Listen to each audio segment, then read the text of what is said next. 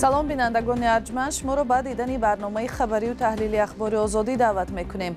امروز جمعه 25 ایول است. همکاران ما در تاجیکستان و پراگ مهمترین خبرهای روز را برای شما آماده کردند و حالا توجه کنید به عنوان موضوعهای نشر.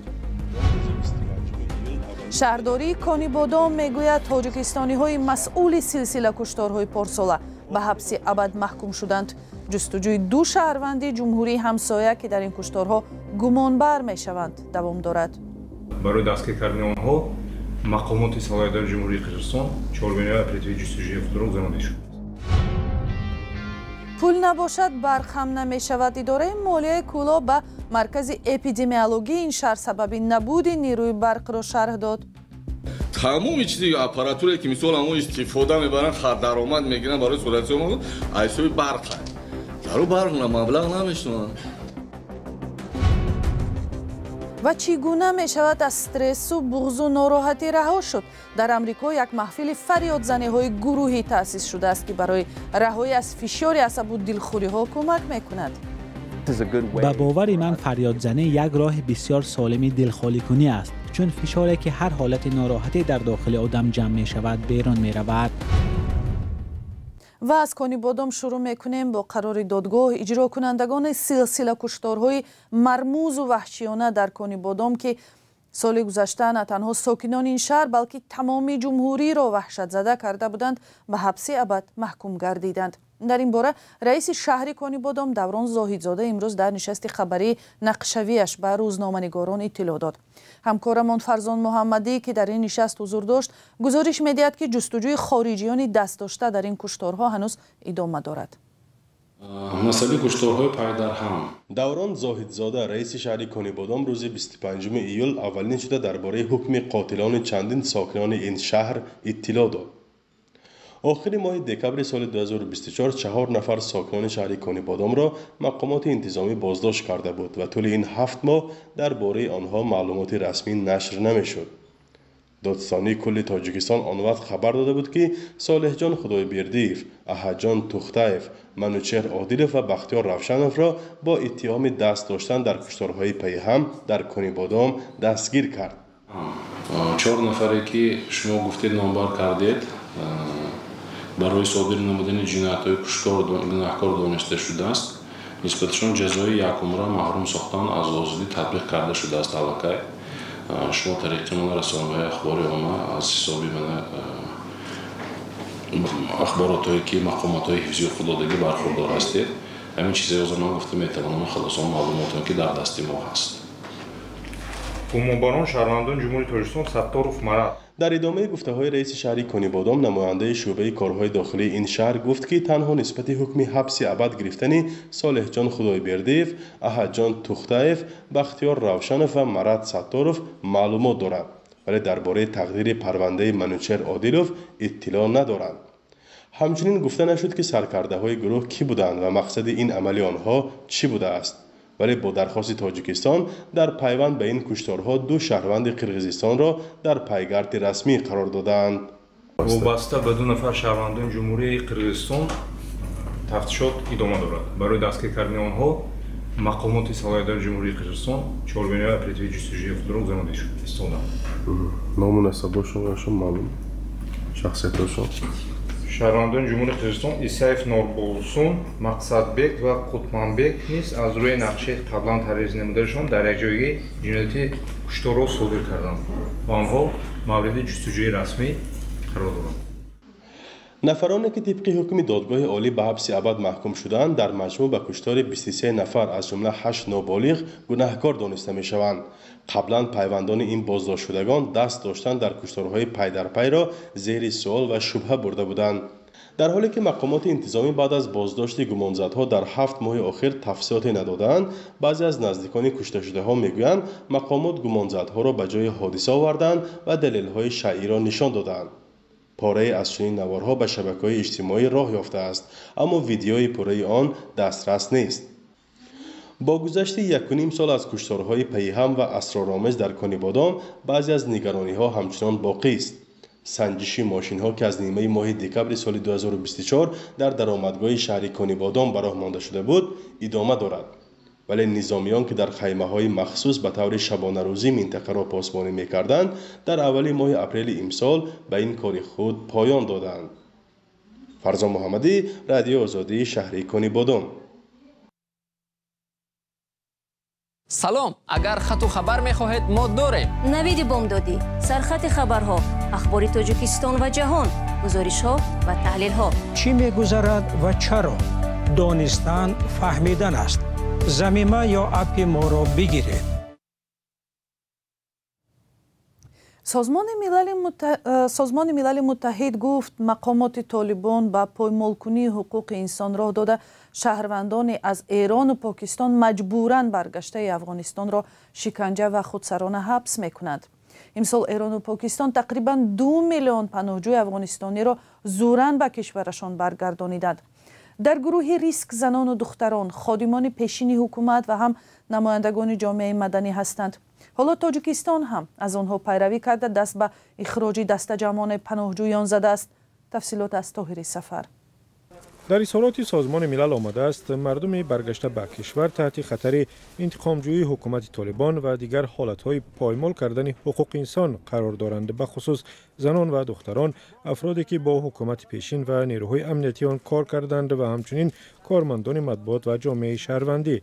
به نوشته سازمان ملل این همه پایمال کردن حقوق در بدرفتاری، حبس‌های خودسرانه و تهدید به امنیت خصوصی افاده می شوند. بنا به حساب آژانس پناهندگی سازمان ملل سال 2025 به افغانستان که وضع بشریش تا رفت بدتر می شود تا 3 میلیون نفر برمیگردند. اظهارات یونما، هیئت کمک رسان سازمان ملل و دفتر سازمان ملل عاید به حقوق انسان بر اساس مصاحبه ها با 49 افغانستانی برگشته اساس یافته است. حکومت طالبان این اتهامات را رد کرده سازمان ملل را در پهن کردن تبلیغات و آوازه ها گناهکار کرد. ذبیح الله مجاهد، سخنگوی طالبان، روز 24 ایول به فرانس پرس گفته است نفرانی که دربارش در گزارش سخن می رود می توانند به خطا راه دهند و یا مخالفان نظام باشند، در فکر تبلیغات یا پهن کردن آوازه هستند و از این خاطر یونما را با این مقصد استفاده می برند.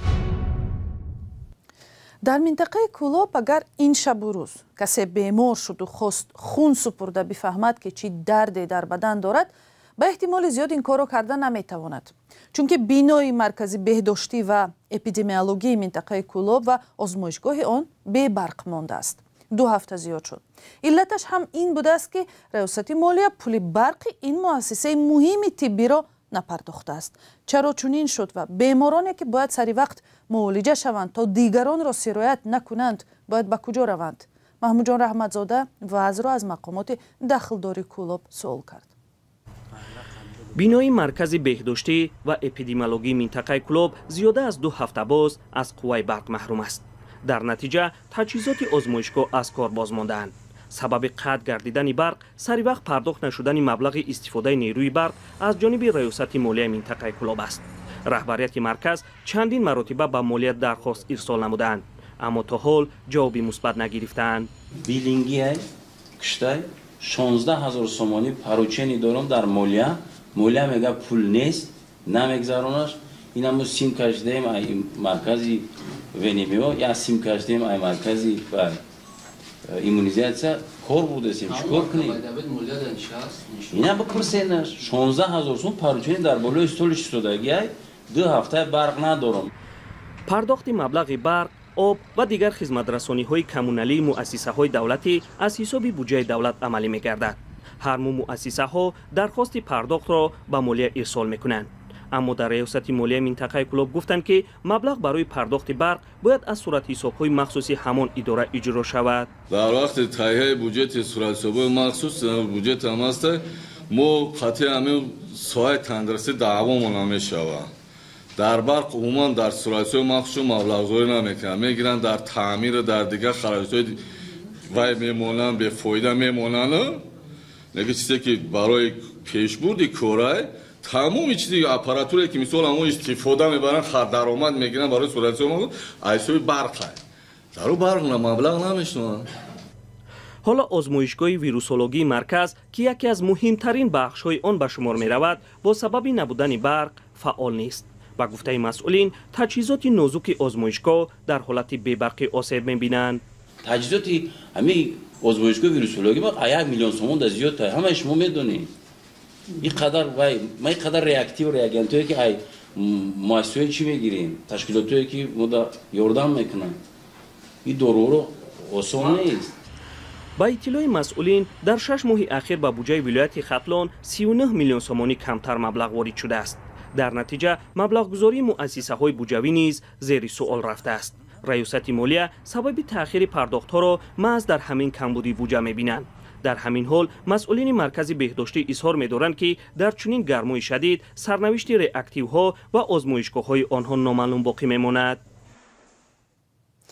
در حالی که انسان‌های زیاد در سیاره امروز فشار اقتصادی و معیشی زیاد دارند و حالت استرس و عصبانیتشان هم بالا می‌گیرد، یک مربی در امریکا راه تاثیربخش رها شدن از دلخوری و ناراحتی ها را پیدا کرده است.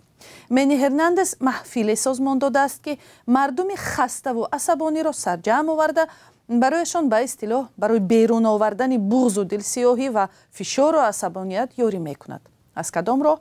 از راه داد زدن، فریادزنی گروهی. این محفل چگونه کار میکند؟ از همکارم میرزا نبی خالقزاد میشنویم. اگر یک روز یکشنبه گذرتان از ساحل دریای در مرکز شهر چیکاگوی آمریکا گذشت و صدای دادزنی گروهی را شنیدید، حیران نشوید. گروهی عجیب مخصوص برای فریادزنی به اینجا آمده است. محفل فریادزنی چیکاگو آدمانی را سرجم کرده است که با کدام سبب ناراحت و دلشکسته شدند. مؤسس آن منی هرناندز مربی از لس آنجلس آدمان را به تحریر کردن شیوه زندگیشان تشویق می‌کند. به باور من فریادزنی یک راه بسیار سالم دلخالی کنی است، چون فشاری که هر حالت ناراحتی در داخل آدم جمع می شود بیرون می رود. فکر تأسیس محفل ماه ایون در یک لحظه تنگ زندگی خود هرناندز ایجاد شده است. یک روز مشکلی بود. با دوست دخترم از نزد ساحل دریا می گذشتیم. بعد گفتم می خواهی به سوی آب داد زنی؟ گفت می خواهم. رفتیم. هرناندز گفت همین حالت او را به فکر ایجاد همین محفل تکان داد. در ساحل چند نفر دیگر هم بود و من به آنها گفتم که حالا ما می‌خواهیم به سوی آب داد بزنیم، عذر که شما را ناراحت می‌کنیم. آنها هم گفتند بله ما هم همراه می‌شویم. ویها هم آماده با ما فغان کردند و من به دوست دخترم گفتم به فکرم این همان کاری است که ما و تو باید راه اندازی کنیم. همین گونه محفل فریادزنی هم بنیاد شد. شمار شرکت‌داران محفل هر یک شنبه تا رفت بیشتر می شود. پیش از هر دادزنی گروهی جمع آمدگان اول نفس کشی درست را مشق کرده، بعداً 3 دفعه با تمام نیرو فریاد می زنند. تصور کنید که ما مثل یک دیگ بسته هستیم. کورتیزولی که در جسم ما جمع می شود جای بیرون رفتن ندارد و در نتیجه می توانند مثل دیگ بسته زیر فشار افزاینده بهتر کرد. برای بعضی شرکت‌داران فریادزنی یک شیوه طبابت گردیده است. من باید از بعضی مشکلاتم آزاد شوم. از این رو همیشه به این محفل می آیم. بعد فریادزنی ها حالتم خوب و بسیار شاد می شوم. روالکابا به این محفل نه تنها برای دادزنی می آید. اینجا با افراد می خورم که مشکلات زیادی دارند و هیچ کس دیگری را قضاوت نمی کنند. مردم برای دلخالی کنی می آیند.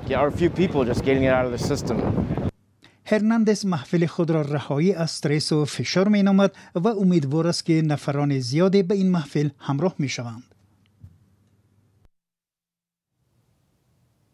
با امید اینکه هیچگاه ناراحت و عصبانی نباشید، بینندگان ارجمند، این نشر برنامه اخبار آزادی به انجام می رسد.